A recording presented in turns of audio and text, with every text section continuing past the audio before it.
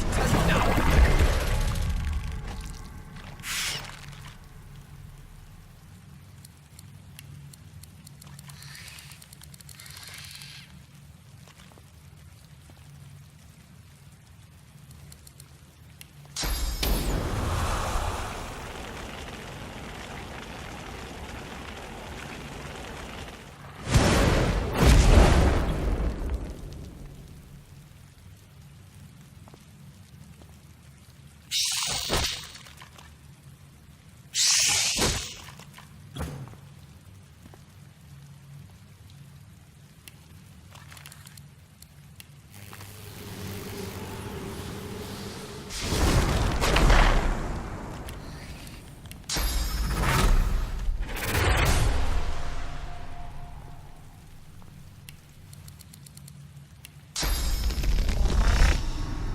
Prepare yourself.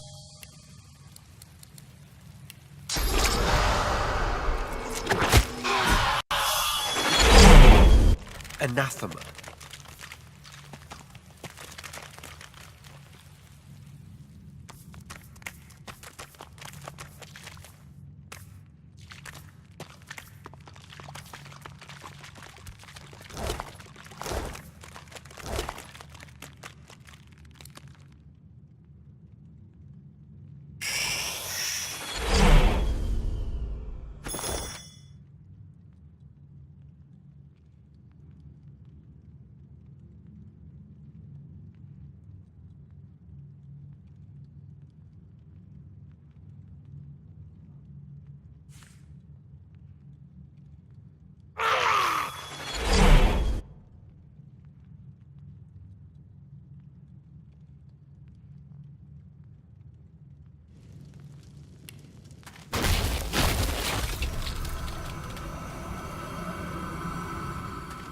Nothing but bone dust. Even the petrified aren't immune to the ravages of time, it seems.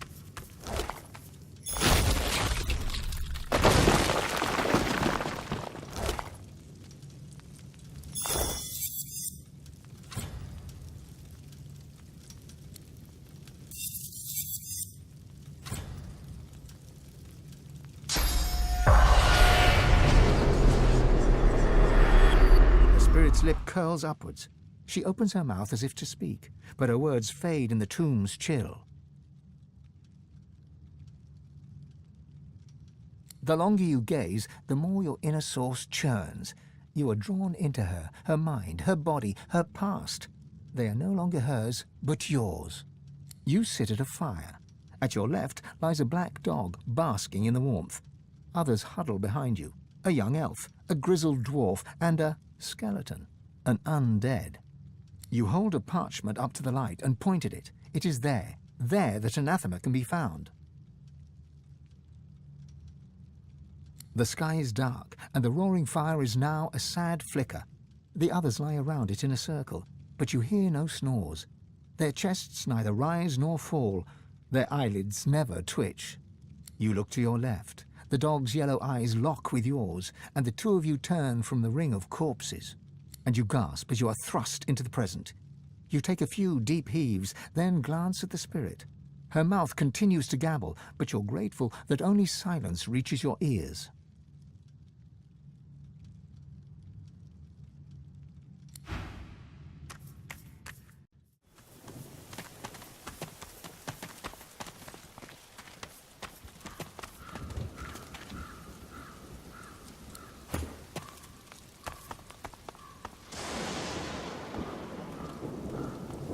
The spirit does not talk to you, though the pain in its eyes is all too apparent.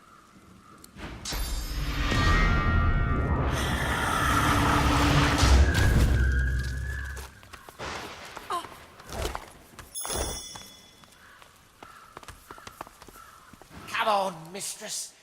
Hear me. Heed me. You've always had a glint in your eye for old Zimski. Don't abandon me now. Zimski mutters to himself as he traces sigils in the dirt. He spies you, and a shrewd look brightens his eyes. He stretches out a hand, showing you a solitary coin on his palm. Heads or tails?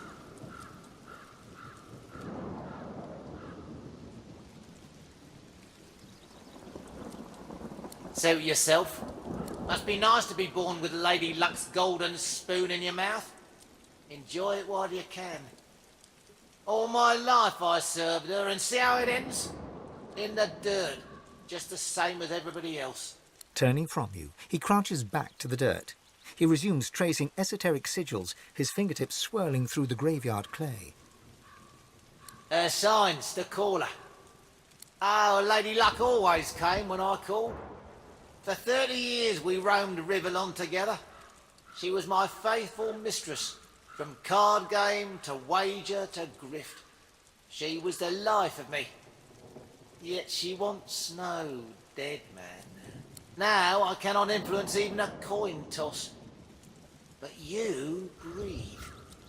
I'll wager you've more use for my gifts than I do. Here, tell me what you truly value. If my lady sees fit, I'll give you what I truly value in return.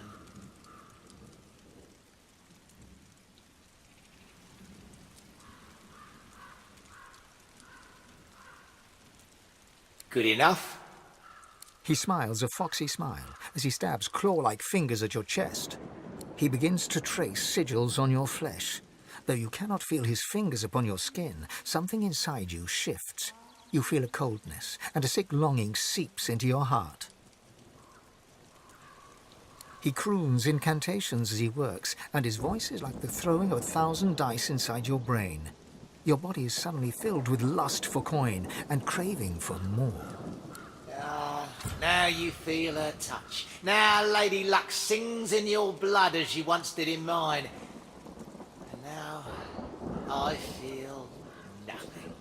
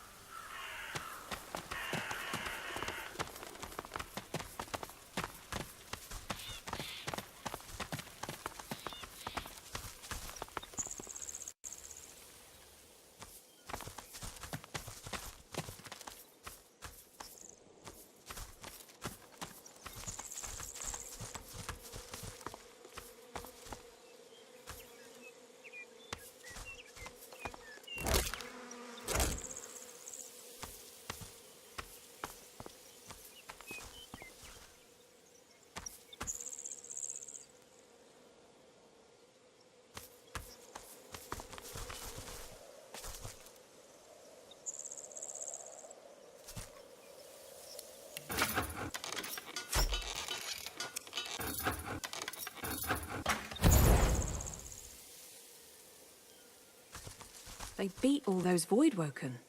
I'm impressed.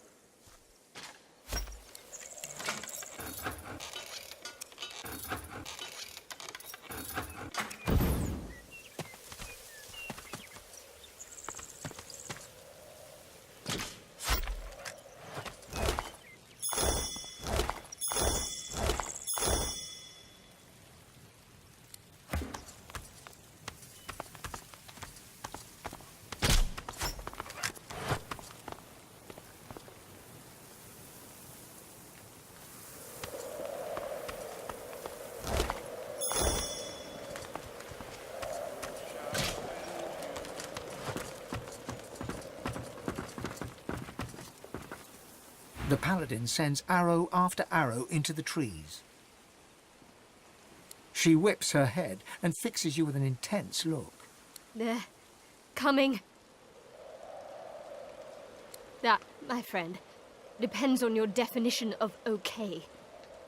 There's Voidwoken out there, and they're coming for us. She turns back to the forest, her bow held ready. I guess I can be okay with that.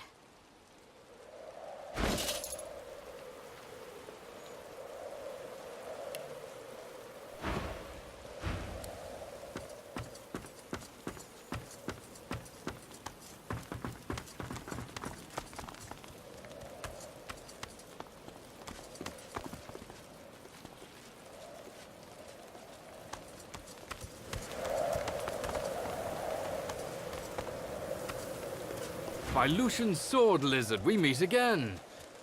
Would that circumstances were better here than in Fort Joy, but they're not. Voidwoken lie in wait beyond the bridge.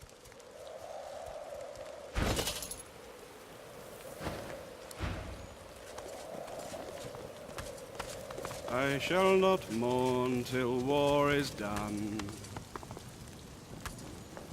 I shall not Be weep. careful on the road, stranger. You're safe enough in here, but past the bridge you're on your own. Hold my tears when weeping comes.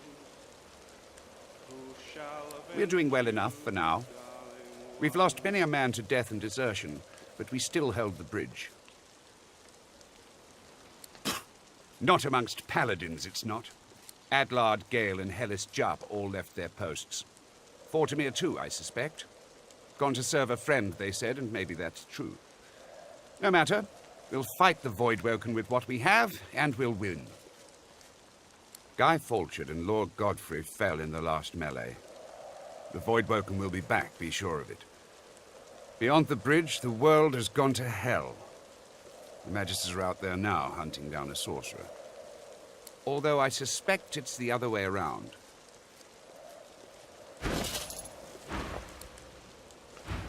Good luck to you out there in that blasted place. You'll need it. I shall not mourn till war is done. A weary paladin strips equipment from the bodies of the dead, singing softly to himself. He looks you up and down, then nods a greeting. Oh, pity you just arrived. We could have used adventurers like you in that last fight. We're short-handed, deserters, if you can believe that. Abandoned their post and wandered off into the wastelands. Left their friends here to die. It's shameful.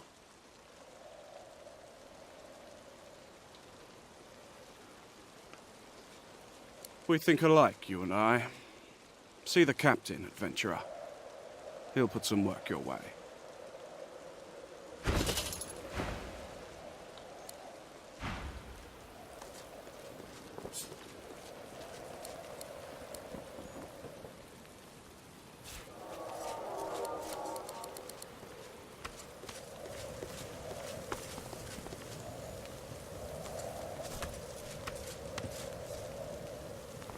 A senior paladin sits hunched over a tattered map.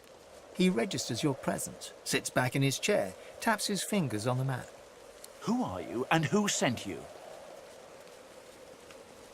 He appraises you with a look, then grimly grins.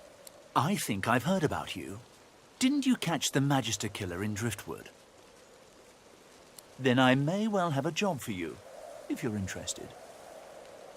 He taps a finger on the map on the table. Here, in the Black Pits, are White Magisters.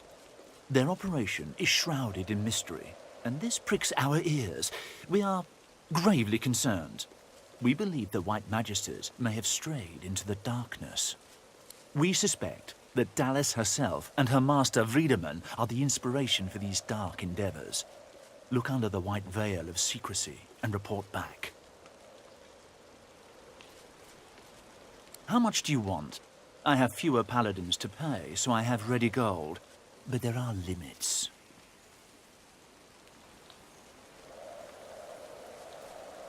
He thinks on this. It's a hefty amount.